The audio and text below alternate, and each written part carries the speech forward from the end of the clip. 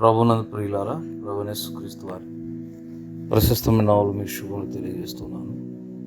ప్రభు మనల్ని ప్రేమించి ప్రతిదినం ఉదయకాలం ఇలా మనం వార్మింగ్ అండ్ మార్నింగ్ వేకు వేసదం మన పరిచయం ద్వారా కలుసుకున్నట్టు ప్రభుత్వం ధనితను బట్టి ప్రభు స్తోత్రాలు. ఈ పరిచయం కొరకు ప్రార్థించాలని ప్రేమతో మనవి చేస్తున్నాను. మరి ఈ దినాల్లో మనం దేవుని వాక్యం దేనితో పోల్చబడింది, వేటితో పోల్చబడింది, ఈ విషయాలు మనం నేర్చుకుంటూ ప్రభు సహాయపడుతున్నాడు. మరి ఈరోజు కూడా ఒక వచనాన్ని చదువుతాను, గమనించండి. మరి యెషయా గ్రంథం 55వ అధ్యాయము, యెషయా గ్రంథం 55వ అధ్యాయము 10వ వచనం. యెషయా గ్రంథం 55:10. వర్షమును హిమమును ఆకాశం నుండి వచ్చి అక్కడికి ఎలాగూ మరలక భూమిని తడిపి విత్తువానికి విత్తనమును భుజించువానికి ఆహారమును కలుగుటకై అది చిగిర్చి వర్ధిల్లునట్లు చేయును, అలాగే నా నోట నుండి వచ్చు వచనమును వండును. ప్రియులారా, మరి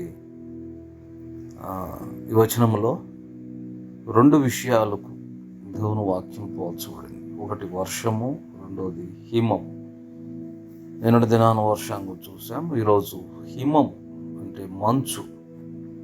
సో దేవుని వాక్యము మంచు వంటిది, లేకపోతే హిమము వంటిది అని దేవుని వాక్యం సెలవిస్తుంది. హిమములాగా మరి ఇక్కడ కూడా అది విత్తనము ఫలించి ఎదగడంలో సహాయపడుతుందని. నిజంగానే హిమము కూడా మనుషుని ఆహారం రావడానికి, పంట రావడానికి మరి అనేక విధాలుగా సహాయపడుతుంది. కనుక దేవుడు మానవుడు జీవించడానికి, మానవుడు సజీవంగా ఉండడానికి మూలమైన వాడు. మరి ఆత్మీయంగా బ్రతకడానికి కూడా దేవుడు ఎంతో అవసరమైన వాడు.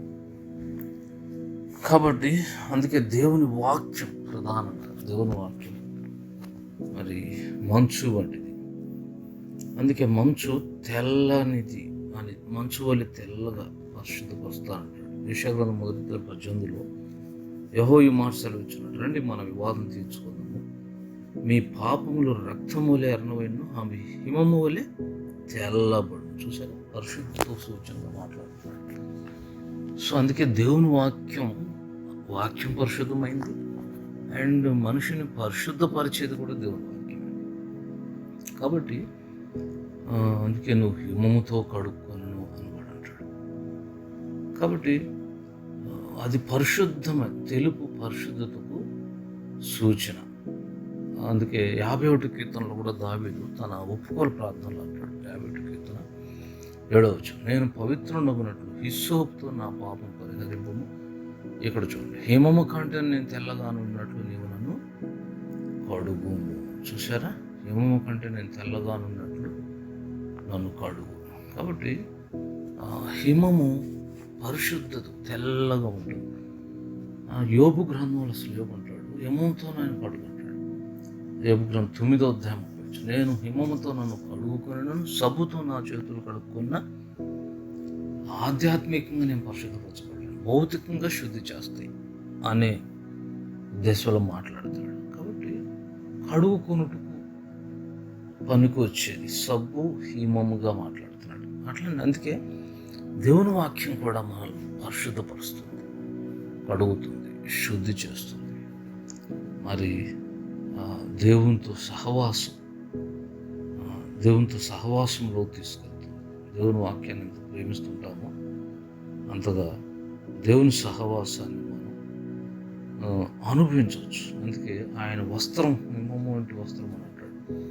మరి దానియేలు గ్రంథం 7వ అధ్యాయం 9వ వచనంలో దానియేలు దర్శనంలో ఒక మహావృద్ధుడు ఆయన వస్త్రం హిమములి ధవళంగా ఉందంటాడు. కాబట్టి అది పరిశుద్ధత, వాక్యం పరిశుద్ధపరుస్తుంది.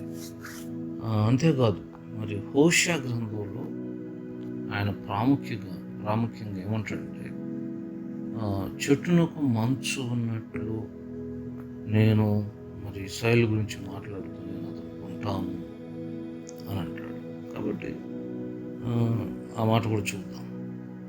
ఆ, చూడండి హోషా గ్రంథం 14 అధ్యాయం 5 వచ్చు. హోషా గ్రంథం 14:5. చెట్టునకు మంచు ఉన్నట్లు నేను అతను తామర పుష్పం పెరుగునట్లు అతడు అభివృద్ధిని చూస్తే అభివృద్ధికి దారితీస్తుంది. మంచు ఉంటుందా, లెబానోను పర్వతం దాని వేళ్ళు తన్నున్నట్లు వారు తమ వేళ్ళు తన్నుదురు. చూసారా? కాబట్టి మంచు వలె ప్రభు వాక్యమును ప్రేమించు వారిని దేవుడు అంటుకొని ఉంటాడు. కాబట్టి ఇంకా అనేక కోణాల్లో మంచు హిమము దేవుని వాక్యానికి, అందుకే దేవుని వాక్యం విడదీయలేని విషయాలు. వాక్యం ఏమైందో దేవుడు అదే అయి ఉన్నాడు. సో ఆయన కూడా మంచు వలె తన కొరకు ప్రతిష్ఠ చేసుకుని జీవించే వారిని అంటుకొని ఉంటాడు. అంతేకాదు మరి హిమము ఆశీర్వాదానికి కూడా సూచన. అంటే ఇశ్రాయేలుకు వాగ్దానం చేస్తూ దేవుడు మరి వాళ్ళకిచ్చే దేశాన్ని గురించి మాట్లాడుతూ మరి ఆ దేశము మంచుతో నిండింది, తర్వాత మంచు వలన దీవించబడుతుంది అని కూడా దేవుడు మాట్లాడుతూ ఉంటాడు. అంతేకాదు దేవుడు ఇశ్రాయేలుని అరణ్యములో పోషించేటప్పుడు మన్నా కురిపించినప్పుడు మంచుతో పడింది మన్నా. చూసారా? సో అందుకే వాక్యానికి సూచన ఉన్న మన్నా, అది ఆశీర్వాదంకు సూచన ఉన్న మంచు.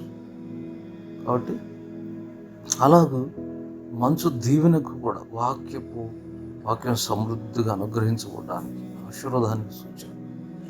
సో మంచు దేవుని వాక్యానికి, అందుకే వాక్యమే మనకు ఆశీర్వాదం.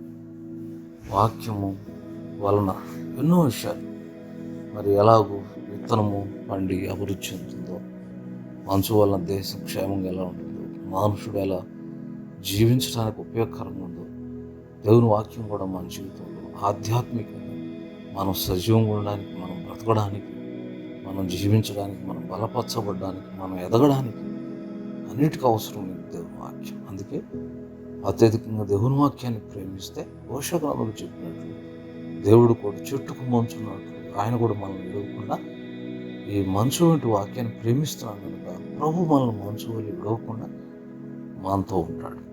కాబట్టి దేవుడు ఎల్లప్పుడూ మనతో ఉండాలని కోరితే మనం అత్యధికంగా దేవుని వాక్యం ప్రేమించడం మన బాధ్యత. ఎంత ఎక్కువ దేవుని వాక్యం ప్రేమించి దాంట్లో బ్రతుకుతామో, దాని ప్రకారం జీవిస్తుంటామో, అట్టి వ్యక్తులను ప్రభు చెట్టుకు మంచు ఉన్నట్లు ఆయన మరి వెడబాయకుండా మనం హత్తుకొని ఉంటాడు.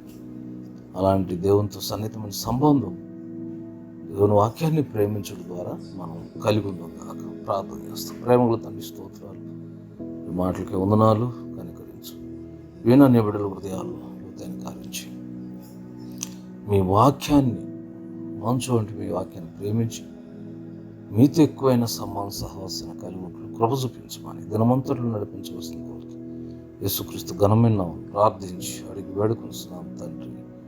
ఆమెన్.